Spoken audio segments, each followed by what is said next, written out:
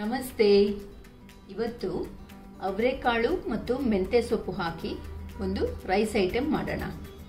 ಇದಕ್ಕೆ ನಾನು ಅವರೆಕಾಳನ್ನು ಬೇಯಿಸಿ ಸ್ವಲ್ಪ ಉಪ್ಪು ಹಾಕಿ ಬೇಯಿಸಿ ಇಟ್ಕೊಂಡಿದ್ದೇನೆ.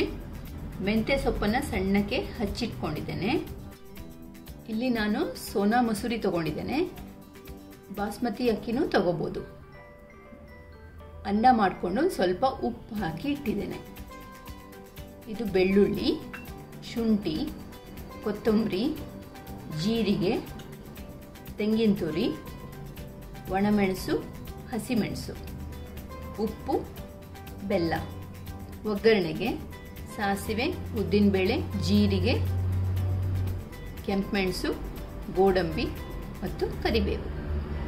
ಇಲ್ಲಿಗೆ ಒಂದು ಮಸಾಲೆ ಮಾಡ್ಕೋಬೇಕು. ಶುಂಠಿ, ಬೆಳ್ಳುಳ್ಳಿ, ಕೊತ್ತಂಬರಿ, ಜೀರಿಗೆ, ಒಣಮೆಣಸು, ಹಸಿಮೆಣಸು, ತೆಂಗಿನ ತುರಿ ಇದಿಷ್ಟನ್ನು ಹಾಕಿಬಿಟ್ಟು ಮಸಾಲೆ ತಯಾರು ಮಾಡ್ಕೋಬೇಕು. ಒಂದು ಸ್ವಲ್ಪ ನೀರು ಹಾಕಿ ಈ ರೀತಿಯಾಗಿ ಮಸಾಲೆನ ರುಬ್ಕೋಬೇಕು. ನಿಮಗೆ ಬೆಳ್ಳುಳ್ಳಿ ಇಷ್ಟ ಇಲ್ಲ ಅಂತಾದರೆ ಬೆಳ್ಳುಳ್ಳಿ ಹಾಕ್ತೇನೆ ಮಾಡ್ಬೋದು. ಈಗ ಒಂದು ಬಾಣಲೆಗೆ ಒಂದು ಸ್ವಲ್ಪ ಎಣ್ಣೆ ಮತ್ತೊಂದು ಸ್ವಲ್ಪ ತುಪ್ಪ ಹಾಕ್ತಾ ಇದ್ದೇನೆ. ಈ ಎಣ್ಣೆ ಅಥವಾ ಬರೀ ತುಪ್ಪದಲ್ಲೂ ಮಾಡ್ಕೋಬಹುದು. ಎಣ್ಣೆ ಬಿಸಿ ಆಗ್ತಿದ್ದ ಹಾಗೆ ಸಾಸಿವೆ,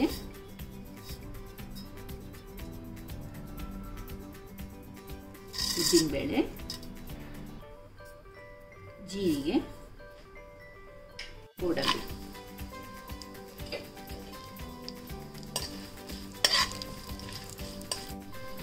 ಸ್ವಲ್ಪ ಬಣ್ಣ ಚೇಂಜ್ ಆಗ್ತಿದ್ದ ಹಾಗೆ ಒಣಮೆಣಸು ಮತ್ತು ಕರಿಬೇವು, ಸಣ್ಣಗೆ ಹಚ್ಚಿಕೊಂಡಿರೋ ಮೆಂತ್ಯ ಸೊಪ್ಪನ್ನು ಸೇರಿಸ್ತಾ ಇದ್ದೇನೆ. 2 ನಿಮಿಷ ಮೆಂತ್ಯ ಸೊಪ್ಪನ್ನು ಹೀಗೆ ಬಾಡಿಸ್ಕೋಬೇಕು. ಈಗ ಬೇಯಿಸ್ಕೊಂಡಿರೋ ಅವರೆಕಾಯಿನ ಸೇರಿಸ್ತಾ ಇದ್ದೇನೆ. ನಿಮಗೆ ಅವರೆಕಾಯಿ ಸಿಗಲಿಲ್ಲ ಅಂದರೆ ಬಟಾಣಿನೂ ಹಾಕ್ಕೋಬೋದು. ಈಗ ಸ್ವಲ್ಪ ಉಪ್ಪು ಸೇರಿಸ್ತಾ ಇದ್ದೇನೆ. ನಾನು ಅವರೆಕಾಯಿ ಬೇಯಿಸುವಾಗಲೂ ಉಪ್ಪು ಹಾಕಿದ್ದೇನೆ, ಅನ್ನಕ್ಕೂ ಒಂದು ಸ್ವಲ್ಪ ಉಪ್ಪು ಹಾಕಿದ್ದೇನೆ. ಹಾಗಾಗಿ ಈಗ ಬರೀ ಸ್ವಲ್ಪ ಒಂದು ಚಿಟಿಕೆಯಷ್ಟು ಉಪ್ಪು ಸೇರಿಸಿದ್ದೀನಿ. ಅಲ್ಲೇ ಒಂದು ಸ್ವಲ್ಪ ಬೆಲ್ಲ, ಅರ್ದಿಟ್ಕೊಂಡಿರೋ ಮಸಾಲೆ ಸೇರಿಸ್ತಾ ಇದ್ದೇನೆ. ಇದನ್ನು 1-2 ನಿಮಿಷ ಚೆನ್ನಾಗಿ ಬಾಡಿಸ್ಕೋಬೇಕು. ಈಗ ಮಸಾಲೆಯ ನೀರಿನಂಶನೂ ಹೋಗಿದೆ, ಹಸಿ ವಾಸನೆನೂ ಹೋಗಿದೆ. ಈಗ ನಾನು ಬೇಯಿಸ್ಕೊಂಡಿರೋ ಅನ್ನ ಸೇರಿಸ್ತಾ ಇದ್ದೇನೆ. ಅನ್ನನ ಆದಷ್ಟು ಉದುರುದ್ರಾಗಿ ಮಾಡಿದರೆ ಇದು ಚೆನ್ನಾಗಿ ಬರುತ್ತೆ. ಈ ಥರ ಚೆನ್ನಾಗಿ ಮಿಕ್ಸ್ ಮಾಡಿಸ್ಕೋಬೇಕು. ಮೆಂತ್ಯ ಸೊಪ್ಪು, ಅವರೆಕಾಳು, ಅನ್ನ ಎಲ್ಲ ಚೆನ್ನಾಗಿ ಹೊಂದ್ಕೊಂಡಿದೆ ಮಸಾಲೆ ಜೊತೆ. ಇಷ್ಟಾದರೆ ಸಾಕು, ಗ್ಯಾಸ್ ಆರಿಸ್ಬೋದು. ರುಚಿಯಾದ ಅವರೆಕಾಳು ಮೆಂತ್ಯ ಸೊಪ್ಪಿನ ಬಾತ್ ರೆಡಿ.